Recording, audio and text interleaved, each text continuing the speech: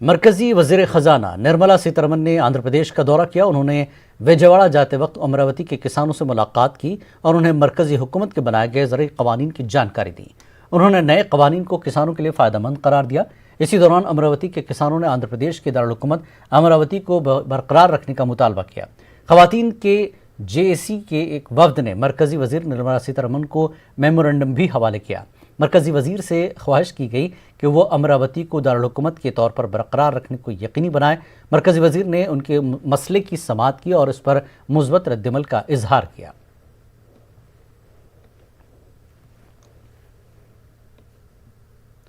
CPI leader Ramakrishna ने दिल्ली में वज़ीर आज़म नरेंद्र मोदी और AP के वज़ीर आला जगन मोहन रेड्डी की मुलाकात की तफसीलात से आवाम को वाकिफ कराने का मुतालबा किया। उन्होंने कहा कि मरकजी हुकूमत ने AP के मसाइल को हल नहीं किया। वज़ीर आला मुलाकात की तफसीलात से अवाम को वाकिफ कराएं। We request the Chief Minister at least to conduct a press meet in Vijayawada to tell about the details of the meeting. He is not doing justice to our Andhra Pradesh because he has not implemented a special category status for Andhra Pradesh. He has not implemented any of the demands which are prescribed in the AP Reaction Act 2014. So we request the Chief Minister to elaborate all these things, to tell the public of the Andhra Pradesh, because the central government headed by Mr. Narendra Modi, they are doing injustice to the state. Andhra Pradesh के वज़ीर Sanat M Gautam Reddy ने विशाखापट्टनम का दौरा किया। उन्होंने sugar factory के नुमाइंदों और मजदूरों से मुलाकात की। वज़ीर सनत ने कहा कि जगन हुकूमत रियासत में सनतों को तरक्की देने के लिए संजीदा है।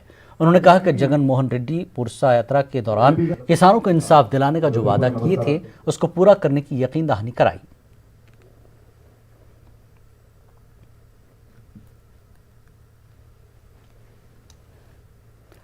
जिला प्रकाशम के वेटापालम में एक मुस्लिम कब्रिस्तान की हालत पर वहां के मुसलमान नाराज हैं।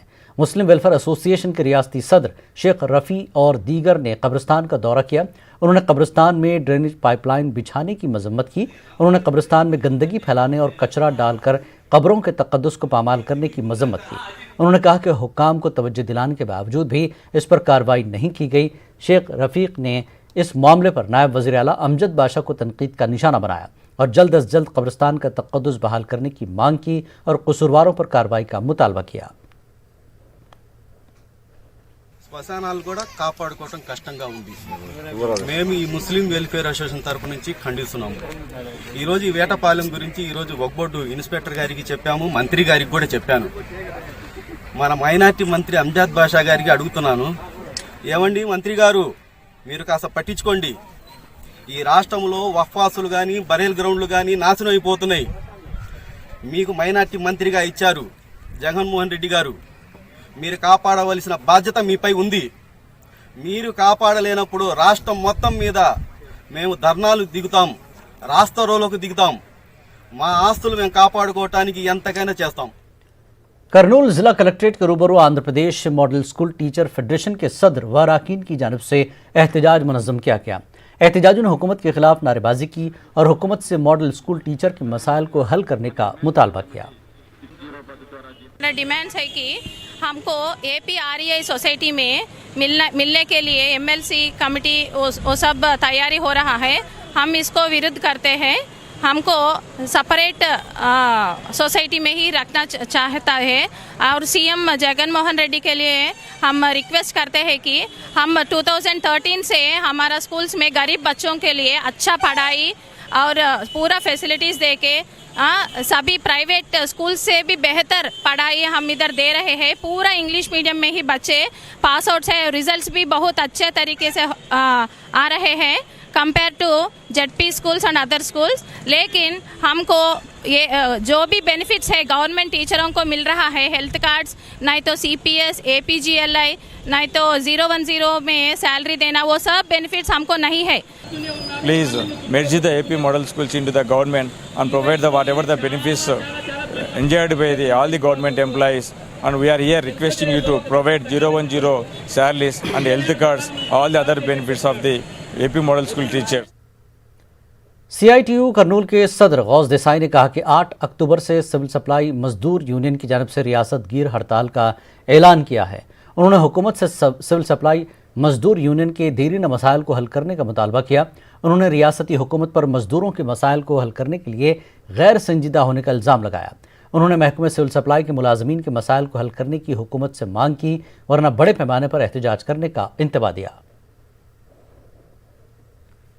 सिविल सप्लाई हमारी यूनियन की तरफ से ये हुकूमत को अपील करती हैं कि हमारे को जल्दी से जल्दी हमारे जो भी मजदूर के रेट हैं वो बढ़ाने के लिए कोशिश करो।